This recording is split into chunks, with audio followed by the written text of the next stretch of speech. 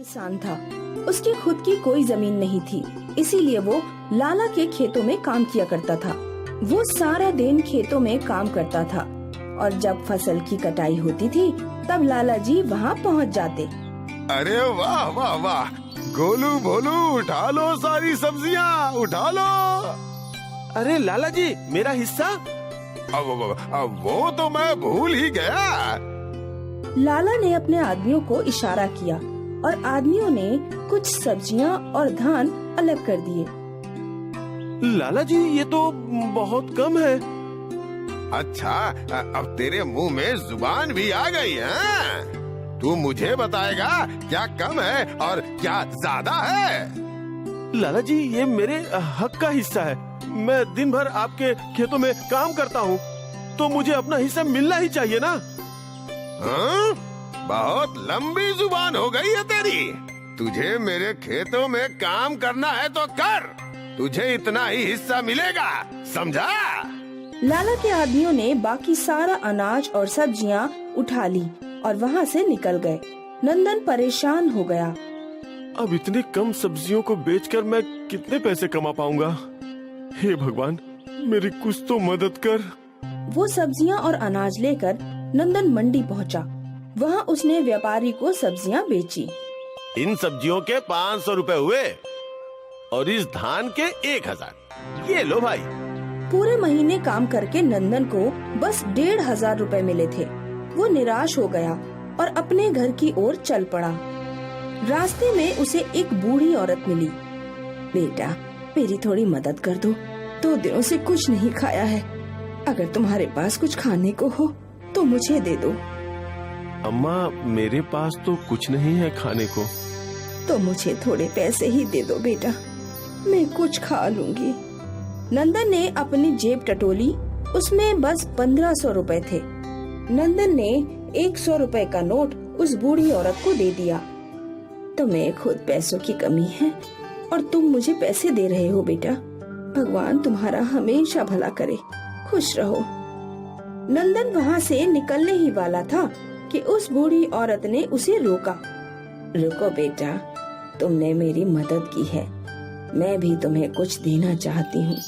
मेरे पास ज्यादा कुछ तो नहीं है, पर ये टमाटर का पौधा है, इसे अपने घर के आंगन में बो देना। नंदन ने वो टमाटर का पौधा लिया और वहाँ से चला गया। घर पहुंचकर उसने सब कुछ अपनी पत्नी को बताया। लाला दिन ब दिन खून चूस रहा है, वो कभी हमें खुशी से जीने नहीं देगा। वो तो है ही करम जला, पर आपने अच्छा किया, उस बूढ़ी औरत को पैसे दे दिए। कम से कम वो एक वक्त का खाना तो खा लेगी। लाइए, ये पौधा मैं लगा देती हूँ। मीना ने वो पौधा आंगन में लगा दिया। अगली सुबह सूर्योदय के बाद मीना पौधों को पानी देने घर से बाहर आई और टमाटर के पौधे को देखकर हैरान हो गई। अरे सुनिए जी, जल्दी जल्दी बाहर आइए। क्या हुआ? वो देखिए। टमाटर के पौधे पर सुनहरा टमाटर?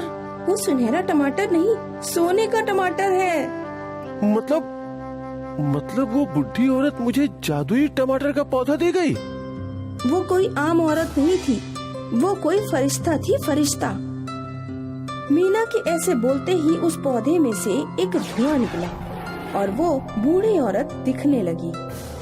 भगवान हर किसी के पास खुद नहीं आ सकते, इसीलिए लोगों की अच्छाई आजमाने के लिए उन्होंने हमें भेजा है। नंदन, तुम भले इंसान हो, इसीलिए ये सोने के टमाटर का पौधा मैंने तुम्हें दिया। इस पौधे में रोज एक सोने का टमाटर उगेगा, लेकिन सावधान रहना, जिस किसी ने भी इस पौधे को उखाड़ने की कोशिश की वो मारा जाएगा। तुम्हारा कल्याण हो। वो धुआं आसमान की ओर उड़ गया और नंदन और मीना के तो भाग्य ही खुल गए। उस सोने के टमाटर को बेचकर नंदन ने अपना खुद का खेत खरीद लिया और नंदन का छोटा सा घर अब 2 मंजिला इमारत बन गई। नंदन और उसकी पत्नी मीना अब बहुत सुखी थे। सोने के टमाटरों की बात पूरे गांव में आग की तरह फैल गई और लाला को भी ये बात पता चली। सोने के टमाटर? उन सोने के टमाटर के पौधों की वजह से नंदन रातों रात अमीर बन जाएगा। वो पौधा मुझे चाहिए, किसी भी हाल में मुझे चाहिए। चलो, सबके सब चलो। लाला तमतमाता हुआ नंदन के घर पहुंचा। नंदन, ओए नंदन, निकल बाहर। कौन है? कौन है जो भूखे कुत्ते की तरह शोर मचा रहा है? तेरी इतनी हिम्मत, तू मुझे भूखा कुत्ता बोलेगा? गलती हो गई लाला जी, आपको तो सुअर बोलना चाहिए था ना।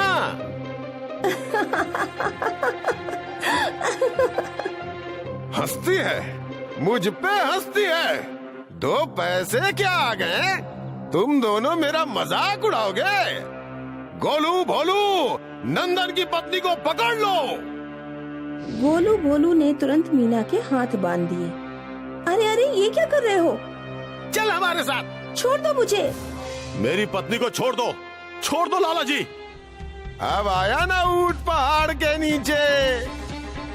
अगर तुझे तेरी पत्नी चाहिए तो वो सोने के टमाटर का पौधा मुझे दे दो। लेकिन सावधान रहना, जिस किसी ने भी इस पौधे को उखाड़ने की कोशिश की वो मारा जाएगा। तुम्हारा कल्याण हो। नंदन को बूढ़ी औरत की बात याद आ गई और उसके चेहरे पे मुस्कान आई। मैं देता हूँ, मैं तुम्हें वो पौधा दूंगा, पर तुम्हें खुद उस पौधे को जमीन से उखाड़ना होगा। अब हाँ, ठीक है, इसमें कौन सी मुश्किल है? नंदन लाला को आंगन में ले गया। वो रहा, वो सोने के टमाटरों का पौधा। वाह वाह, अब वो पौधा मेरा है, मेरा। लाला ने जैसे ही पौधे को खींचने की कोशिश की, जमीन में से पौधे की लंबी लंबी जड़ें बाहर आ गईं और लाला के शरीर पर लिपट गईं। अरे ये क्या? गोलू भोलू, बचाओ मुझे। लाला को बचाने के लिए उसके चेले आगे आए और पौधों की जड़ों ने गोलू भोलू को भी लपेट लिया। बचाओ! अरे लाला, तेरी वजह से हम भी फंस गए। बचाओ! पौधे की जड़ों ने लाला के साथ साथ गोलू भोलू को भी जमीन में खींच लिया। अब हमें कोई सता नहीं सकता। बिल्कुल, लाला का अंत हुआ और उस दिन के बाद नंदन और मीना के साथ साथ गांव वालों की भी जिंदगी सुखद हो गई। सभी को लाला की ज्यादतियों से आजादी मिल गई। नंदा के सोने के टमाटर के पौधे ने उसे तो अमीर बनाया ही, साथ ही उसने लाला जैसे दुष्ट का भी